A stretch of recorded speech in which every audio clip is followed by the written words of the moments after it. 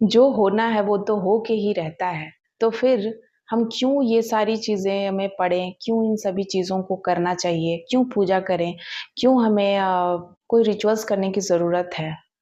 फिर मैंने चीज़ों को सँभाला है बहुत ज़्यादा एंड मैं समझ गई थी कि ये सारी चीज़ें मेरे साथ हो रही हैं, तो इसके पीछे मेरा डिप्रेशन ही है। मतलब मुझे कोई डिप्रेशन की कोई बीमारी हो गई है, कोई एंग्ज़ायटी वाली, ऐसा मैं सोचती थी। फिर फाइनली सारी चीज़ें होती चली गईं, बहुत सारी और भी तकलीफ़ें आई जीवन में। मैं किसी को बताती, कोई नहीं समझता। धीरे-धीरे सभी बोर होने लगे मेरी बातों से। मैं किसी को भी बताती तो लोग मुँह पे तो कुछ बोल देते, पीठ पीछे मज़ाक उड़ाते। कोई बोलता कि इसको टाइम नहीं मिला, कोई बोलता है इसको कोई केयर नहीं करा, इसको जॉब कर लेना चाहिए था, इसको जॉब नहीं मिला इसलिए हो गया इसके साथ ऐसा। किसी ने कहा कि इसको बच्चा खो गया इसलिए ऐसा हुआ, किसी ने कहा जल्दी बच्चा हो गया और तो इसकी वजह से हो गया। मतलब जिसको जो मन में आया, जिसका जो मुँह में आया, सबने बोला। मैंने सब कुछ सुना, सुनते रही सबकी बातें मेरे कान में जाते रही, मैं सुनते रही। मैंने आत्म-मंथन किया, मैंने आत्म-चिंतन किया कि क्या-क्या चीज़ें हो सकती हैं, हर पहलू पे मैंने ध्यान दिया। अब तो मेरे साथ चीज़ें ऐसी होने लगी, मैं कैलेंडर में टिक लगाने लगी कि कब-कब मेरे साथ क्या-क्या चीज़ें होती हैं। मैं टाइमिंग सेट करने लगी, कौन से टाइम पे मुझे क्या होता है। अब मैं ध्यान देने लगी खुद पे, जो कि मैं पहले एकदम नहीं समझ पाती थी कि मेरे साथ चीज़ें क्या हो रही हैं। अब मैं खुद पे ध्यान देने लगी, मैं बिल्कुल समझने लगी कि क्या चीज़ें हो रही हैं मेरे साथ। लेकिन इस दौरान मेरे साथ सबसे बड़ी बात ये है कि मेरे साथ इतनी सारी चीज़ें होती चली गईं, लेकिन मैंने भगवान पर से अपनी विश्वास को कभी नहीं जाने दिया। आप विश्वास नहीं करेंगे कि जिस स्थिति में आपको खाने का मन नहीं करता है, मैं नहीं खाने का मन करता, उस स्थिति में मैं खाती थी एंड मैं फिर भी पूजा करती थी। मुझे जानना है, मैं ऐसे जिद पे अड़ी हुई थी ना कि मुझे जानना है, मुझे तो बताना ही पड़ेगा। कैसे कोई सारे डॉक्टर्स ने कह दिया कि कोई कोई रिप्लाई ही नहीं करते। मुझे बोलते कि कुछ ऐसा निकल ही नहीं रहा है, सारे रिपोर्ट्स देख कर के भी नहीं समझ में आता है कि क्या कुछ हो सकता था उसको। कुछ बताया ही नहीं मुझे। सबने यही कहा कि कुछ नहीं था, कुछ नहीं था। अगर वो होता तो उसको पोस्टमार्टम करते तभी कुछ बता सकते। कोई रिज़ल्ट ही नहीं मुझे दे रहा है। कोई कुछ कह भी नहीं रहा कि हाँ, ये हो सकता था। मतलब हो सकता में भी जवाब नहीं दे रहा है। तो और मुझे बेचैनी मुझे बढ़ने लगी। क्यों नहीं कोई ऐसा जवाब दे पा रहा है मुझे? कौन देगा जवाब इसका? मैं हर वो मज़ार गई, मैं मज़ार पे भी गई हूँ। मैं हर जगह मैंने सब कुछ खाया-पिया, फिर भी फिर भी मुझे ऐसा लगता है कि कुछ चीज़ें अभी भी अधूरी हैं। कुछ तो है जो कंप्लीट नहीं है। मुझे हमेशा ऐसा ही फ़ील होते रहा, कुछ तो है जो पूरा नहीं है, कुछ तो है जो खोया हुआ है, पर क्या? मैं हमेशा ढूँढती रही, फिर मुझे ऐसा लगा कि मुझे जॉब करना चाहिए, मुझे कुछ बनना है। मैंने गवर्नमेंट जॉब की मैंने पीसीएस की तैयारी करी, मैंने स्टेट पीसीएस की तैयारी करी, उसका जॉब दिया, एग्ज़ाम क्लियर किया। फिर भी मैं सब कुछ कर रही हूँ, लेकिन फिर मुझे ऐसा लग रहा है ना कि कुछ तो है जो कंप्लीट नहीं है। मुझे हमेशा यही लगता, कुछ तो है जो कंप्लीट नहीं है और मेरा मन हमेशा बेचैन रहता कि मैं क्या करूँ? क्या करूँ? ऐसे ही सोचते रहती हर वक़्त। फिर फाइनली मैंने पहले वीडियो में बताया है कि कैसे मेरी स्पिरिचुअल अवेकनिंग हुई थी। तो सडनली बस वही समझिए कि वो जो मैंने आपको मेरी पिछली वीडियो में आप जाकर देखिएगा कि मैंने बताया है कि वो जो रात थी जिस दिन मैंने माँ को देखा वो मंगलवार था एंड 2023 में वो गुप्त नवरात्रि का टाइम था एंड मुझे नहीं पता था उस वक़्त गुप्त नवरात्रि वग़ैरह कुछ चीज़ें होती हैं, लेकिन मैंने बाद में नोटिस किया, मैं बाद में देखा कि वो गुप्त नवरात्रि का टाइम था एंड उस समय माँ आई थी, मंगल का दिन था एंड माँ ने मुझे दर्शन दिया था। सबसे पहले एक दिया जला था एंड माँ आई थी एंड मेरी कुंडलिनी अवेक हुई थी उसी दिन और वो मेरी ज़िंदगी का आखिरी रात था। मेरी ज़िंदगी के आखिरी रात को उन्होंने बिल्कुल उजाला में कन्वर्ट कर दिया और मुझे कंप्लीट कर दिया। मैं अपनी इस जर्नी के माध्यम से ये आपको बताना चाहती हूँ कि अगर आप ऐसा सोचते हैं कि इस एंटायर वर्ल्ड को आप चलाते हैं या आपको घमंड है किसी भी चीज़ को लेकर के, अपने रुतबे को लेकर के, आपकी खूबसूरती पे, आपके पैसों पे या किसी भी चीज़ पे आपको अपने घमंड है, मतलब व्यर्थ है। मतलब ऐसा समझिए कि मेरे साथ क्या चीज़ें हुई कि मैं एकदम जो इतना ज़्यादा ऐसा लग रहा था सारे सवालों का जवाब मिल गया। कुंडलिनी अवेक होना मेरी ज़िंदगी में और मेरे सारे सवालों का जवाब मिलना सडनली, ऐसी चीज़ें हुई मेरे साथ। और उस दिन से ये इनकी हो गई मैं। ये जो देख रहे हैं आप, मेरे पास 2 चुन्नी है जो कि माँ ने दिया है। आप बिलीव नहीं करेंगे, मैं कहीं नहीं गई हूँ एंड माँ साक्षात आई एंड उनकी मुझे बात याद है कि जब मुझे पता था कि आज मेरी ज़िंदगी का आखिरी रात है एंड मैं लोगों को बता रही थी, बट कोई बिलीव नहीं कर रहा था, क्योंकि ना ही मुझे कोई गंभीर बीमारी हुई थी, ना ही मुझे कुछ ऐसी चीज़ें हुई हैं कि लोग मान जाएँ, ना ही मैं बेड पे पड़ी हुई कि लोग मान जाएँगे मेरी बात। तो लोग मुझे बेवकूफ़ पागल समझ रहे थे, लेकिन मुझे पता था कि ये मेरी ज़िंदगी का आखिरी रात है। एंड उसी रात को उसी रात को माँ ने मुझे दर्शन दिया था। उनकी जो आदि शक्ति है, उनकी जो मैंने जो डिस्क्राइब किया है माँ को, माँ की सुंदर सी आँखें, तो मैंने माँ का ये चेहरा, ये जो है ना यहाँ से यहाँ तक, ये मैंने देखा। उनकी सुंदर आँखें इतनी बड़ी और इतनी गहरी, उनकी आँख तो खुली ही नहीं है, वो तो बंद आँख थी आधा, आप देख ही नहीं सकते। वो इतनी सुंदर है ना, एंड उनका वो जो रूप माँ आदिशक्ति का, मैं इमेजिन भी नहीं कर सकती हूँ। मैं तो बिलीव ही नहीं करती थी मूर्ति में कि ऐसे लोग पूजा करते हैं। मैं मानती थी, बट इतना जो अब है ना, ऐसा समझो कि अब ऐसा बिलीव है कि आप सब, पूरा दुनिया जितने करोड़ अरब लोग हैं, आप एक साइड हो जाओ, मैं अकेले काफ़ी हूँ, ऐसा मुझे लगता है। पहले नहीं था इतना कॉन्फिडेंस। तो ये जो कॉन्फिडेंस आया है, ये जो भक्ति है, ये जो भाव जगाया है उन्होंने मुझ पे, इतनी कृपा की है, उसके लिए मैं हमेशा उनकी आभारी रहूँगी। हो सकता है इस जन्म में तो नहीं,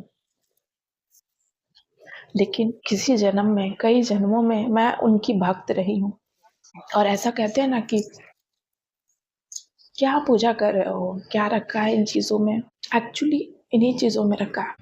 आपका साथ हर कोई छोड़ सकता है, पर वो नहीं। वो तो किस जन्म से मेरे साथ थी एंड इस जन्म में भी वो आ गई खुद ही। मैं तो हूँ ही बेवकूफ़। उन्होंने मुझे इतनी बार बुलाया, इतनी बार कहा, कितने सारे मुझे रास्ते दिखाए, बार-बार बार-बार मुझे जो भी भगत या माता रानी के जो भक्त मिलते थे, वो बार-बार कहते थे मेरे पति को कि तुम्हारी पत्नी को माँ ने बुलाया है, और वो सब डिटेल जानते थे मेरे बारे में। पता नहीं कैसे, ना ही मेरे हस्बैंड ने ना मेरा नाम बताया है, ना मेरा फ़ोटो दिखाया है, लेकिन वो सब कुछ बताते थे कि वो ऐसी है, वो ये चाहती, मतलब हर वो बात जो मेरे हस्बैंड भी शायद नहीं जानते, वो जानते थे। और उन्होंने मुझे कभी नहीं देखा और ना ही मैं उनसे सबसे मिली हूँ, इतने लोगों से तो नहीं मिली हूँ मैं। सो इस तरीके की चीज़ें लाइफ में मेरी हुई हैं एंड मैं बहुत ही शुक्रगुज़ार हूँ। बस ऐसा समझिए कि आज मैं सच में इसलिए बेवकूफ़ हूँ कि मैंने कोई बुक नहीं पढ़ा है।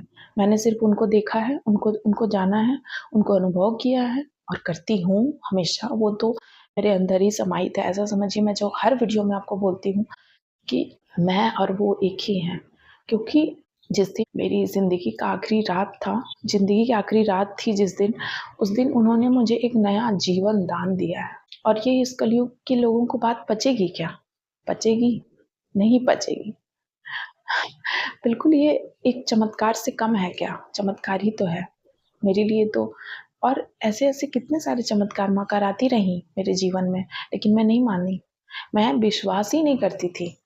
मुझे ऐसा लगता था कि कोई ऐसा रेमेडी होगा, कोई ऐसा टोटका होगा या फिर कुछ ऐसा कुछ हुआ होगा। मतलब मैं इग्नोर करती थी चीज़ों को। मैं मानती ही नहीं थी जब तक कि वो साक्षात नहीं आई हैं। एंड उसके बाद की जर्नी मैंने बताया है। और अभी नहीं, तो मैं आपको ये बताना चाहती हूँ कि बहुत बार क्या होता है, जैसे कि मैं इतना दिन तक कष्ट भोग रही थी, इतना तरह की चीज़ों को, देवी देवताओं के सानिध्य में नहीं थी, मैं नहीं मानती थी। क्यों? क्योंकि मैंने उन्हें नहीं देखा था, मैंने नहीं जाना था। तो ये जो प्रोसेस होता है ना देवी देवता के पास जाने का, जब तक आप नहीं मानोगे, क्यों नहीं मानोगे? क्योंकि आपको जाना ही नहीं है, अभी आपको भोगना है। आपको जब तक भोगना रहेगा, आप ऐसी ही बातें करोगे, ऐसे नहीं होता है, भगत कुछ नहीं होता, वो ढोंगी है, ऐसे ही आप बोलते रहोगे। मैं भी ऐसे ही बोलती थी। मैं अपना एग्ज़ाम्पल देती हूँ, मैं किसी और का क्यों दूँगी आपको? मैं भी ऐसे ही बोलते रहती थी। तो मैं भोगी उतना दिन, मुझे शायद भोगना था, मुझे उतना कर्मा भोगना था इसीलिए।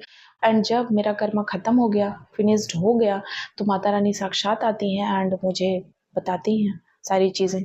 तो इस तरीके से मेरी ज़िंदगी में हुई है। तो अगर आप ऐसा सोचते हैं कि ये सब नहीं है, तो मैं आपको बता दूँ बिल्कुल होती हैं, आप मानिए, लेकिन ऐसी चीज़ें होती हैं, मैं आपको यही बता रही हूँ। जब तक आपका कर्मा ख़त्म नहीं होता, आप ऐसे ही बातें करोगे, आप नहीं बिलीव करोगे, ठीक है? क्योंकि अभी आपको अहंकार में है और आप अहंकार में जितना अपमान करोगे, जितनी गलतियाँ करोगे, उतना तेज़ी से आपका कर्मा कटता है।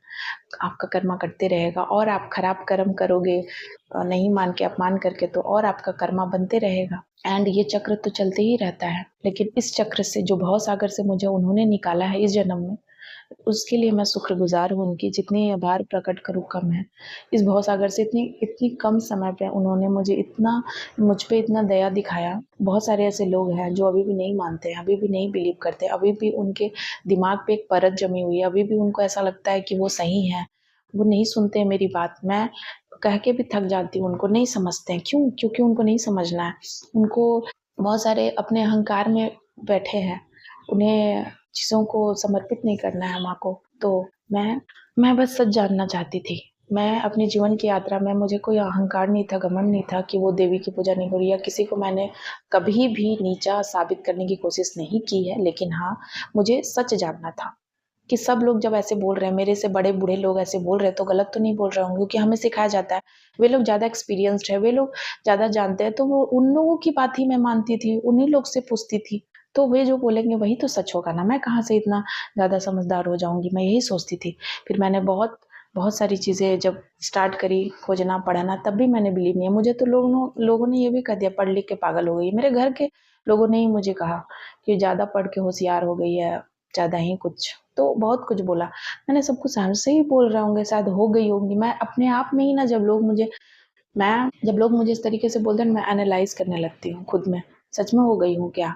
कैसे हो गई हूँ? क्या किया होगा मैंने? मैं खुद बहुत एनालाइज करती हूँ हमेशा से। तो ऐसी बातें, तो आज की जो टॉपिक थी, आई होप कि आप समझे होंगे कि अगर आप नहीं मानते हैं, नहीं बिलीव है, आपने नहीं देखा है, बिल्कुल जिस चीज़ को, जैसे आपने दूर से सुना है कि अ, जैसे एग्जाम्पल दूँ मैं फिर से साइंस के स्टूडेंट हूँ ना, बहुत एग्जाम्पल देती हूँ।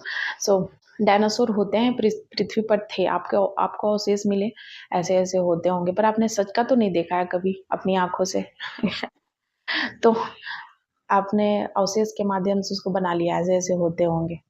तो उसी तरीके से अगर आपके सामने डायनासोर सच का आ जाए तो क्या हाल होगा आपका? तो ऐसे ही भगवान ऐसे होते हैं, या देवी की मूर्तियाँ जितनी भी लोग बनाते हैं, मूर्तिकार, सो मूर्तिकार बनाते हैं, तो उनको भी कहाँ से, कैसे पता चला कि ऐसे हो? कोई तो बताया होगा, कुछ तो हुआ होगा, किसी को तो दिखा होगा, तो तब उन्होंने ऐसा चित्र बनाया। तो वैसे ही मैं तो उन्हें साक्षात देखती हूँ, मैं तो जानती हूँ कि वो कैसी दिखती हैं। तो मेरे लिए तो ये एक, मैंने उस चीज़ को चख लिया है, मैंने जीवन की सत्यता को चख लिया है, बस मैं यही बोलना चाहती हूँ।